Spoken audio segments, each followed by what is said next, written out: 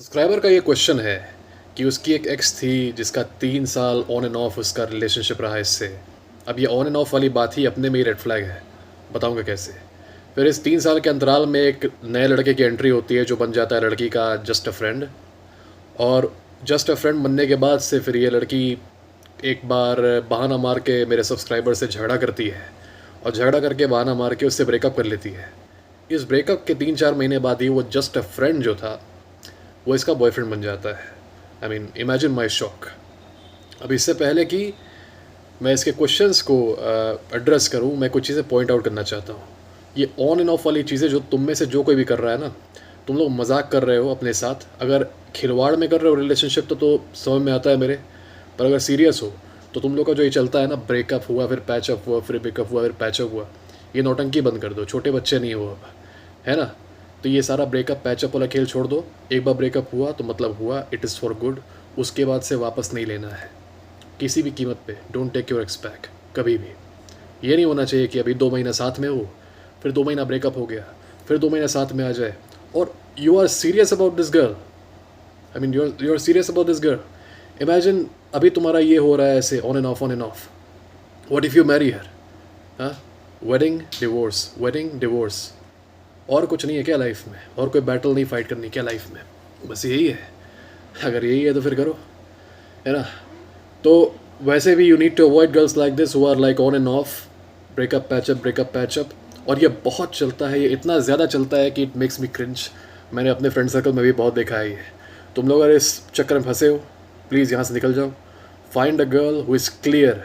या तो वो तुम्हारे साथ रहे या तो ना रहे, लेकिन क्लियर होनी चाहिए। ये नहीं कि आज उससे शाम को लग गया कि हाँ she wants to be with you, फिर सुबह लग गया कि नहीं। ठीक है, एक तरह का मैनिपुलेशन है। इसको कहते हैं रोलर कोस्टर ऑफ इमोशंस।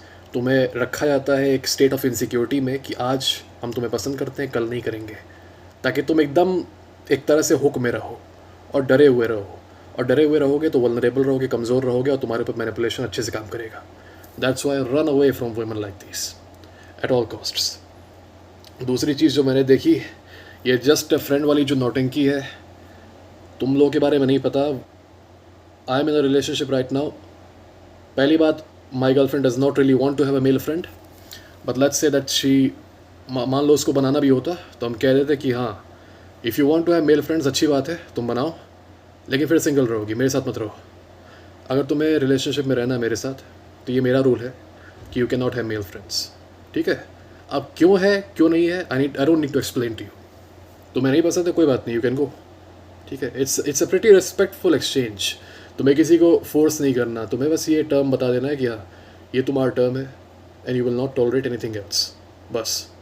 जो लोग ये टॉलरेट करते हैं जस्ट अ फ्रेंड वाली चीज़ें, उनके लिए सिर्फ ट्रबल लिखा है आगे। जो लोग इस वीडियो को देख रहे हो, इस चीज़ को एक्सपीरियंस किए होंगे, वो मानेंगे मेरी बात, क्योंकि उनके साथ भी ये सारी चीज़ें हो चुकी हैं, या फिर उनके दोस्त के साथ भी ये सारी चीज़ें हो चुकी हैं। ये जस्ट अ फ्रेंड वाली चीज़ जो है, इट्स अ मीम नाउ, है ना। You should never ever ever tolerate this thing. दूसरा, deliberately fought to cause breakups.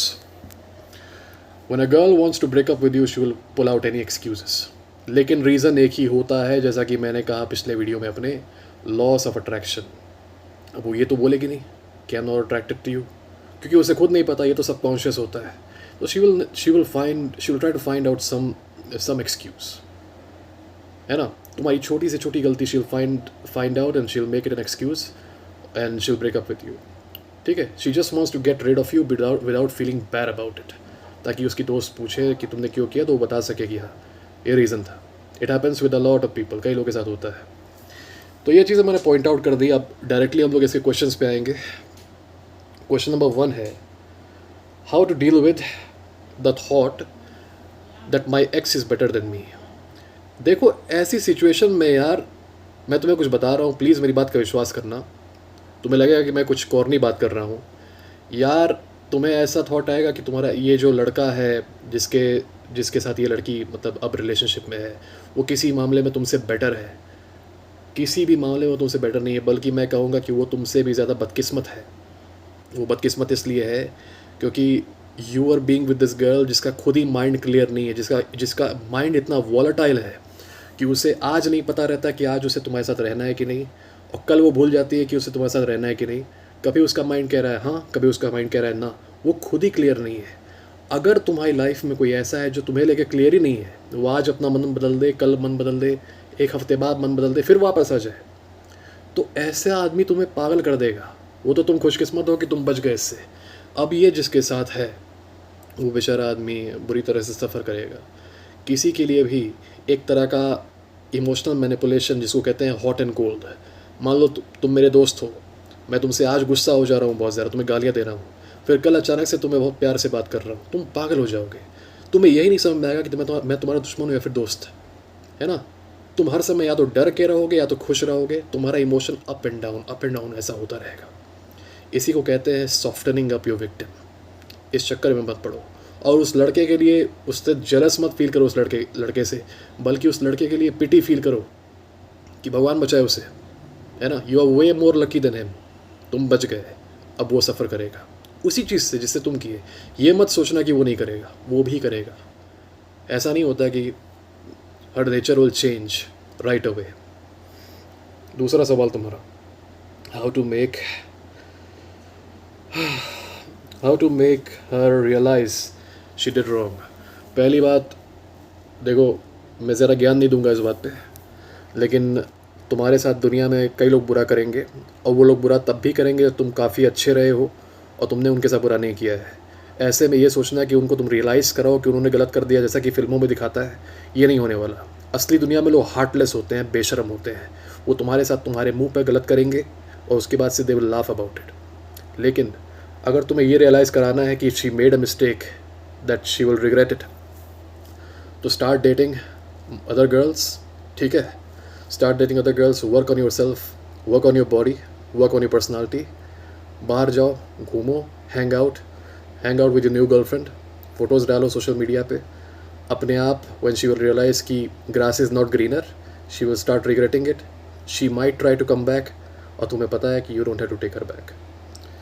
उसके बाद से तुम्हारा सवाल है कि सोशल मीडिया पे पोस्ट ज़्यादा करें या कम करें, क्या करना चाहिए। देखो, तुम जितना नॉर्मली करते हो उतना करो। क्यों? कम करोगे तो ये दिखेगा कि डिप्रेशन में हो, ज़्यादा करोगे तो ये दिखेगा कि you are trying too hard, compensate कर रहे हो, दिखा रहे हो कि देखो हम सोशल एक्टिव हो गए हैं और हम जाके घूम रहे हैं, ये डाल रहे हैं, वो डाल रहे हैं। ठीक है, तो जितना पहले करते थे उतना पहले करो, ज़्यादा ओवर थिंक मत करो इस चीज़ को। ऑलराइट, अब मेरा तो ये सजेशन होगा कि ब्लॉक कर दो इसे सोशल मीडिया पे। फिर तुम्हारा चौथा क्वेश्चन है, how to improve in life when nothing is working your way. सबसे पहला, for all man, stop watching porn, stop jerking off. पहली चीज़। अब तुम लोग पूछोगे क्यों, उसके बारे में बाद में वीडियो बनेगा। ये पहला है, ठीक है, ये एक वेपन है जो तुम्हें तुम्हारे ड्राइव को मार के रखा हुआ है। First, abandon it. दूसरा सबसे important, start working out, strength training. ठीक है, मैं दौड़ने की बात नहीं कर रहा, 5 किलोमीटर 6 किलोमीटर, मैं कह रहा हूँ स्ट्रेंथ ट्रेनिंग करो ताकि तुम्हारा मसल गेन हो। Do some pushups, do like 50 to 60 pushups every other day. Pullups करो, घर में कोई जगह खोजो अगर जिम नहीं जा पा रहे हो तो, और अगर मंगवा सकते हो तो घर में कुछ वेट्स मंगवा लो और एक सिस्टमेटिक तरीके से वर्कआउट करो। इस पर एक वीडियो बनाऊंगा कि घर पे सिस्टमेटिक तरीके से वर्कआउट कैसे करना है ताकि शरीर में गेंस दिखें, क्योंकि वर्कआउट कई लोग करते हैं पर उनके शरीर में गेंद नहीं दिखता। ये काफ़ी इंपॉर्टेंट है। एज ए मैन तुम्हें ये करना होगा, क्योंकि जब तुम ये करोगे तुम्हारा कॉन्फिडेंस बूस्ट इतना ज़्यादा आएगा और इतने अचानक से आएगा। जो लोग जिम जाते होंगे और इस वीडियो को देख रहे हैं वो इस चीज़ से सहमत होंगे कि when you start going to the gym, एक हफ्ते के अंदर ही जो कॉन्फिडेंस आता है, भले ही तुम्हारी बॉडी ना हो, वो कॉन्फिडेंस इतना ज़्यादा यूफोरिक होता है कि तुम्हें लगता है कि तुम दुनिया जीत लोगे। कॉन्फिडेंस बहुत ज़रूरी है। तुम अगर दुनिया भर के सबसे अच्छे आदमियों पर तुम्हारे अंदर कॉन्फिडेंस नहीं है तो तुम जीत नहीं पाओगे। इसके लिए ये बहुत इंपॉर्टेंट है, वेरी वेरी पैरामाउंट है। नंबर तुम्हारा, और तुम्हें ये करना है कि ये फाइंड आउट करो कि तुम किस चीज़ में अच्छे हो। तुम्हारा कोई ऐसा स्किल होगा जिसमें तुम दूसरों से काफ़ी ज़्यादा अच्छे होगे, है ना। वो स्किल तुम्हारी, हो सकता है तुम किसी स्पोर्ट में अच्छे हो सकता है तुम पब्लिक स्पीकिंग में अच्छे हो सकता है तुम पोइट्री में अच्छे हो सकता है तुम ब्लॉगिंग में अच्छे हो सकता है तुम प्रोग्रामिंग में अच्छे हो। कोई भी स्किल हो सकती है तुम्हारी। तुम 15 दिन दो अपने आप को ये फाइंड आउट करने में कि तुम किस चीज़ में अच्छे हो और किस चीज़ में तुम दूसरों को भी सरपास कर सकते हो। ठीक है। और कोशिश करो कि उस स्किल को तुम मोनेटाइज कर सको किसी भी तरीके से। या तो तुम्हें कोई हायर करे तुम्हारी स्किल के बेसिस पे, या तो तुम अपना कुछ फ्रीलांसिंग करो, ठीक है। उस कोशिश करो कि तुम उस चीज़ को मोनेटाइज करो। चौथा, डू नॉट लूज़ मोटिवेशन। तुम्हारा आइडेंटिटी और तुम्हारा व्यक्तित्व जो है वो किसी और के ऊपर डिपेंड नहीं करता। एक चीज़ याद रखो, तुम्हें चाहे कितना भी हर्ट फील हो रहा हो इस लड़की के जाने से, एक चीज़ तुम्हें बता दूँ, there are billions of people in the world. तुम इमेजिन कर सकते हो how many women are there in the world. तुम अगर बहुत कंजर्वेटिव एस्टिमेट लोगे एडल्ट वुमेन का of your age range who are beautiful, they will still come in millions. यार मैं अगर 36,000 भी बोल दूँ ना, तुम अगर एक दिन एक आदमी से मिलो, तुम अपने शहर के भी एक आदमी से अगर एक दिन मिलोगे ना, तो अपनी पूरी ज़िंदगी में पूरी पॉपुलेशन से नहीं मिल पाओगे।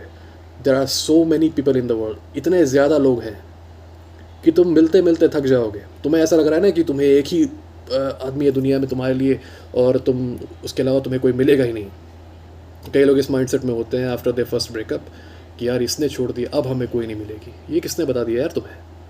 अगर तुम्हें एक मिली है तो गारंटी है कि दूसरी भी मिलेगी, ट्रस्ट मी। इसीलिए ये माइंडसेट छोड़ दो कि एक ही है, मेरे पास कोई चॉइस नहीं। क्योंकि अगर ये माइंडसेट रखोगे कि एक ही है और मेरे पास कोई चॉइस नहीं है, तो वो जो अगला है ना, वो तुम्हें उतना ही ज़्यादा यूज़ करेगा, उतना ही ज़्यादा मैनिपुलेट करेगा, उतना ही ज़्यादा टॉर्चर करेगा। ये दुनिया फिल्मी दुनिया नहीं है। तुम अगर मौका दोगे लोगों को, they will absolutely destroy you, tear you to shreds. तुम्हें उस हालत में छोड़ेंगे कि बाद में तुम पे लोग सिर्फ हंसेंगे और तुम पे तरस खाएंगे। तुमको सिर्फ तुम खुद ही बचा सकते हो। किसी को भी ये मौका मत दो कि वो तुम्हें अंदर से तोड़ पाए या फिर तुम्हें ये बता पाए कि तुम किसी भी मामले में दूसरों से नीचे हो, चाहे उसकी कोई भी हरकतें हो। कोई तुम्हारे उसूलों से सहमत नहीं होता, कोई तुम्हारे प्रिंसिपल्स पे नहीं जीना चाहता, send them out of your life. बहुत लोग हैं दुनिया में, ठीक है। तुम्हारे जो ये 4-5 दोस्त हों या फिर तुम्हारी एक गर्लफ्रेंड हो, they are nothing compare to the actual population of the world, compare to the number of people you can connect with. और तुम्हारे पास तो आज संपर्क के ढेर सारे साधन हैं। तुम्हें तो चिट्ठियाँ नहीं भेजनी ना आज। You have your phone, you can contact hundreds of thousands of people right on your finger tip. तो ये कॉन्फिडेंस रखो, स्कारसिटी मत रखो। स्कारसिटी नहीं रखोगे, ये जानोगे कि you can talk to anyone you want, you can get anyone you want. तो तुम्हें जो प्रेजेंट में लोग हैं वो यूज़ नहीं करेंगे, तुम्हें ब्रेक नहीं करेंगे मेंटली। क्योंकि अगर तुम मेंटली ब्रेक हो जाओगे तो जिन लोगों को ये ज़ख्म लगता है ना, कुछ लोग तो ज़िंदगी भर उबर नहीं पाते इससे। कुछ लोग जो इस वीडियो को देख रहे होंगे शायद उनको ये हुआ होगा, मुझे ऑलमोस्ट हुआ था, लेकिन मैं बच गया लास्ट मोमेंट पे। इसलिए स्टे स्ट्रॉन्ग ब्रदर। मुझे अच्छा लगा कि तुम्हारा ईमेल जो था वो काफ़ी एलैबोरेट था, काफ़ी डिटेल था और काफ़ी अच्छे से लिखा गया था। हमें काफ़ी अच्छा लगता है जब आपके ईमेल्स आते हैं और आप लोग काफ़ी अच्छे से अपनी प्रॉब्लम्स को डिस्क्राइब करते हैं हर एक डिटेल के साथ। क्योंकि अगर आप डिटेल्स लिखेंगे तब मैं उन हर एक डिटेल्स को एड्रेस कर पाऊँगा, और जितना हो सके आपकी प्रॉब्लम्स को उतने ही अच्छे से, उतनी एक्यूरेसी से एड्रेस कर पाऊँगा। इसलिए कृपया जब आप हमें ईमेल भेज रहे हैं किसी भी इंक्वायरी के साथ, तो उस ईमेल को आप जितना डिटेल में लिख सकते हैं उतनी डिटेल में लिखिए। आपका नाम आई विल कीप हिडन, और कोई भी डिटेल होगी ऐसी जो आपको पर्सनली आइडेंटिफाई करेगी, I will keep that hidden. और ऐसी कोई भी रिलेटेड प्रॉब्लम अगर आपको है तो यू कैन ईमेल मी, मेरा ईमेल डिस्क्रिप्शन में है। और आई होप आपका जो ये सवाल था मैंने आपको आंसर कर दिया। अगर आपको और भी कोई सवाल है तो you can ask me in the email and I might make a follow up video for you. Okay guys, God bless you all.